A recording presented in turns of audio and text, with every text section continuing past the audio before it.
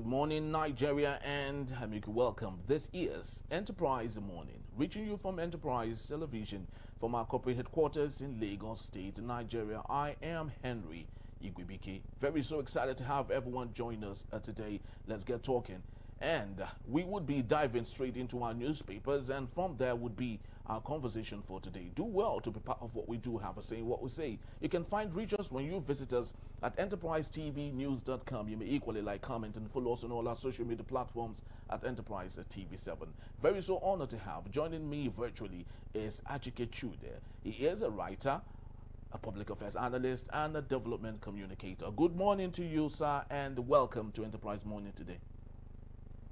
Good morning. It's a pleasure to be here with you. Thank you so much. Thank you so very much for your time. So I'd love us to start with the Guardian newspaper for today. Three stories actually. We have the Guardian, the Vanguard, the Punch, and the Daily Trust newspaper. I hope we have more than enough time to do justice in the next 25 to 30 minutes on what we have right here just before we move to our conversation for today. But let's take a look at the Guardian newspaper. Big story, fresh killings, abductions heightened, security fears amid drone attacks. We equally have on the top strip, Tinubu wades into Fubara-Wike rift again. Now, we have an admission here. I do not know if to call this an admission of guilt, but it's coming from Shetima, the vice president, that GDP figures no longer enough to measure progress. That's coming from the vice president. We have on the bottom strip, Senate to harmonize Electoral Act today amid protest over real-time transmission. We equally have that Nigeria's internet speed slips, ranks 85 globally. One would wonder, with the type of internet epilepsy we have in Nigeria, can we really, grow this economy from the less than 200 billion watts to maybe taking it back to 500 billion it used to be during Goodluck Ebele Jonathan, and hopefully take it to 1 trillion like President Bola Tinubu had always dreamt about. But let's take a look at what's happening in the Senate. Mr. Chuda, I'd love you to help us. Peter Obi visited the National Assembly, and lots of other things happened. Do you think the 10th Assembly under Senate President Godswill Akpabio would possibly cave and do what Nigerians expect them to do? E-transmission, that is. Well, that's a big one. Obviously, we're not talking about the Senate trying to do the right thing on their own, but we're now talking about the Senate being forced to do the right thing, and so there's a difference, really. It is sad that we've got into that situation where Nigerians no longer believe in their institutions. The National Assembly is supposed to be made up of representatives of the people. In fact, the National Assembly is supposed to be much more closer to the people than even the presidency, because they were elected from smaller constituencies, so there's this general belief that they are more representative. And if we look at the Electoral Act itself, the fact that we need a new Electoral Act, the fact that the Electoral Act 2022 has been found to be seriously defective. And one of the major issues that Nigerians have with Electoral Act 2022 is the issue of transmission of voters, of results, real time at the polling units. And of course, we remember the glitch that happened and all that. So Nigerians really want the proper thing to be done. And they have made this view very, very clear. Even when the National Assembly, the Committee on a Constitutional Review, visited all the 6 geopolitical zones, the issue of electronic transmission of votes was number one, a priority of all of the demands that the people were making. That was priority. And then for the Senate, of course, we must give kudos to the House of Representatives. They have done their own part. The Senate, it seems to be the stumbling block, and even before now, there were insinuations that the Senate was not comfortable with certain provisions of the bill that has been submitted. Obviously, the transmission of a result is one of them, and then they have gone ahead to try to scuttle it. But you can see the reaction of Nigerians generally. Nigerians are implacably resolved that the Senate must listen to them. Obviously, the Senate will have be the one to make the final decision. But whatever decision they make, we have to live with them. And so if they want to represent the Nigerian people truly, then they have no choice than to accede to the demands of the people for transmission, to allow for transmission of election results from the polling unit, real time. So I can't tell you now that they are going to accede to the request of the demands of the people or whether they will not. But I tell you that there are two contending issues, two contending forces now. The forces of retrogression and the forces of progress. The forces of progress, obviously represented by the Nigerian people, the civil society organizations, all of those people insisting on the transmission of results. And then the forces of retrogression. These are those who want to stick to the failed methods of the past and then not move this country forward, politically, especially, particularly in electoral matters. So if the Senate wants to write its name, I wouldn't say they want to write their name in gold, because this Senate has shown a tendency, a predilection to want to the dictates of the executive. They have not shown the lever to be able to withstand the executive in all of the, in all actions of the executive, especially before now, when it comes to the issue of borrowing of funds, of monies from international, but whether domestically or internationally. And that's why we're in a very terrible situation now at the economic level, at the financial level, the debts that we're owing, and the fact that it keeps on piling up. And so they have not shown, and a lot of Nigerians will tell you that in their own opinion, this Senate is the 10th National Assembly is the worst in the history of this country. I can't say for sure, but they have not covered themselves in gold. In fact, the National Assembly under the APC, it has not done very well. Look at what happened under the PDP. You had serious opposition, and there was once in a while you had these very serious disagreements between the executive and the National Assembly, whether it was under Kadibo, whether it was under Kenan Namane, whether it was under Lushola Saraki and the other senators, even David Mark, who had led the National Assembly at the time. We had this, even though at the time the PDP had about two-thirds of members of the National Assembly being members of the majority being members of the PDP. But that did not stop them from confronting the PDP government at the center. And that is what you expect. We're not saying that they should have no love-lost relationship. But once in a while, you must be able to determine what constitutes the real interest of the Nigerian people and the interest of the government in power. And then whenever there is a clash between those two interests, the natural thing is for you to take a position on behalf of the interests of the Nigerian state and the Nigerian people, and not necessarily on behalf of the government of the day. That is what is expected of a National Assembly that knows its job, that knows its onions. Lots of people have made clear-cut comparisons, especially with what's happening in sister countries like Ghana, for example. They make a mockery of our democracy, to be honest, and they have always labeled us, Nigeria, as a country that is still yet to understand what democracy looks like as against what they are having in their country. But let's take a look at other matters. Still on politics, Tinubu wades into Fubara-Wike's rift again.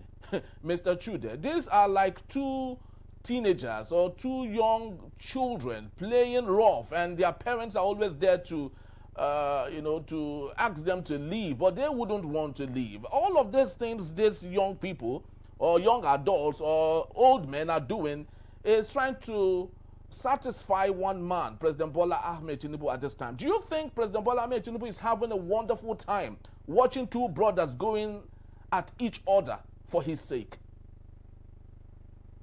Well, I think I agree with your analogy of two children fighting and then the parents.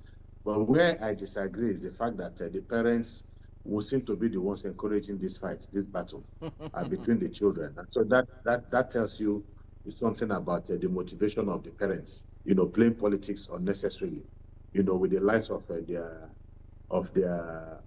their children, Obviously, this matter is a very easy matter, but again, it revolves around the desire of the presidency. They're all fighting, both of them are fighting to get the recognition of the president, to determine who is more loyal to the president and who will be more useful and more helpful to the political interest of the president. That's what this whole thing is all about. It's not about the interest and the welfare of the people of River State. That is very, very clear. And of course, Wike would believe that he should automatically have the respect, the trust, and the support from the president, because as he has tried to allege that he was the one that made the president win River State.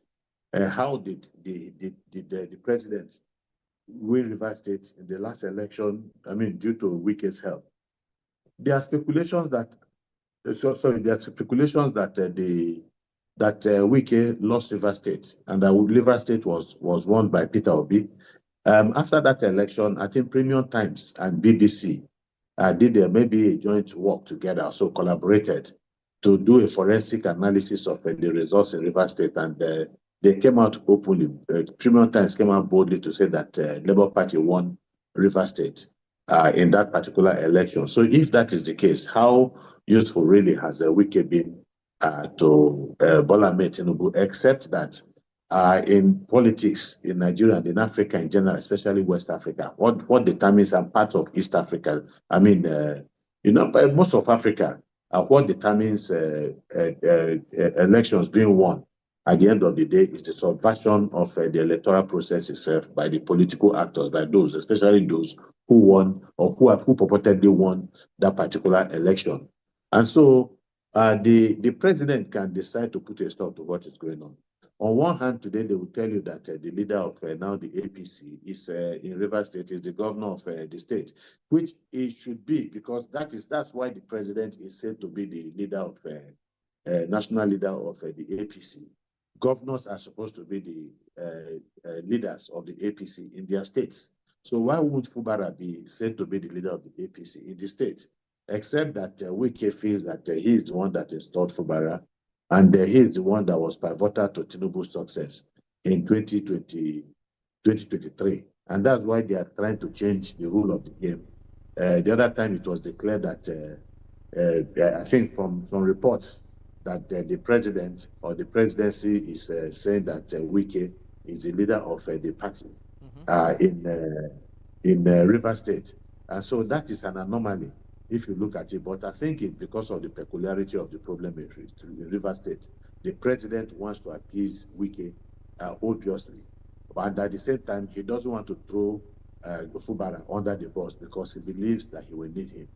And Wike, it will be difficult for the president to get any truce between these people, unless the only way that truce can be achieved in River State is for the governor himself, Fubara, to completely kowtow to whatever demands and conditions that Wike will give him, and to be 100% subservient to Wike.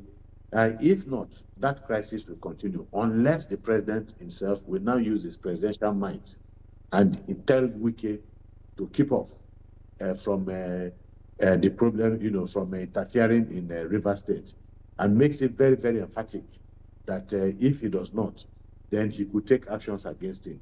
And I think that might serve the purpose of keeping Wike at bay. If not, I don't see any resolution to this matter.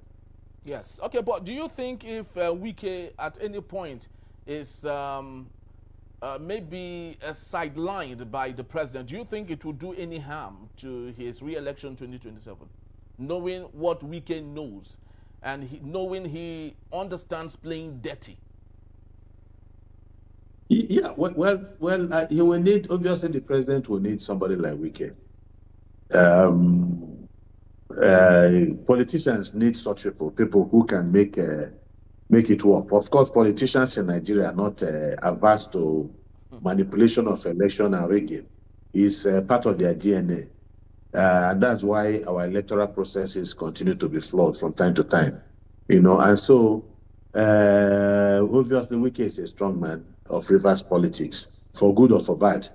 And if he doesn't, but even without Wike, Fubara I think we do well, because already, because of what people perceive to be the persecution of Fubara-Wike, if you have an open election in Rivers State, for instance, where people are allowed to vote without any intimidation by thugs or security forces, I suspect that in any contest between Wike's candidates, if you were to produce a candidate and Fubara, I think Fubara will floor him because of the sympathy, not necessarily because the people of Rivers State love Fubara so passionately, Yeah. but because they might not be happy with what they perceive as Wike's interference with the ability of Fubara to govern Rivers State. So I would say I would believe that Wike will lose to Fubara in a free and fair contest in Rivers State at this particular point in time, because of the annoyance of the people of Rivers State.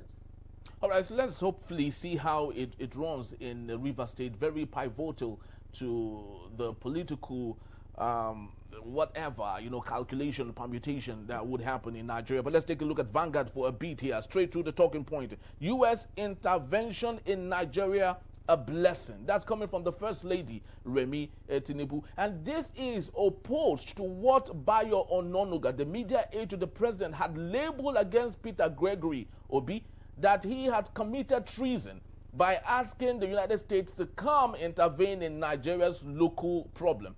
Now, Mr. Chude, do you think that Bayo Ononuga at this point should apologize to Peter Gregory Obi, knowing that even the wife of the president had admitted that U.S. intervention in Nigeria was a blessing? Well, obviously the wife of the president, Senator Remi Tinubu, is trying to repay Trump's comments about her when she went for the prayer meeting in America, where the President Donald Trump spoke about her in complimentary terms, calling her a person of credibility or so. And so she wants to pay back. And but of course, it's a dilemma for Bayo Ononuga, and also not a dilemma, because when it comes to P2B, I think it's a lot of propaganda, and it is a lot of trying to paint P2B black. So P2B knows that there's nothing he says that will be acceptable to them, because look at him calling for American help, and then today the government has allowed America to come and help, because obviously the government cannot stem the tide of insecurity. When you are going through the newspapers, the Guardian was full of reports on the violence that is taking place in Nigeria, which is so sad and tragic. And so the presidential aides, they just believe that their job is just to please their boss. So no matter what it takes, it is a kind of they call it politics.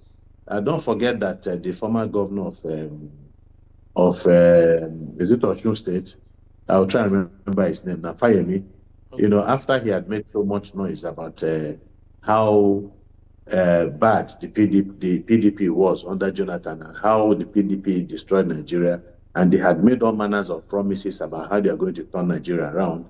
A few months ago, some months ago, he was people confronted him with those statements he made, and he said, well, that they are allowed to lie, something to that effect. that it was about election.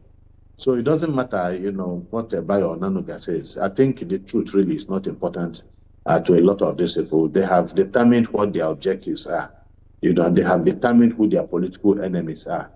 So if they can pull them down in any way, they will see it as part of the game of politics. And actually, that is, what happens in politics. If you have the opportunity to pull your enemy down, then you look for the means to pull your enemy down.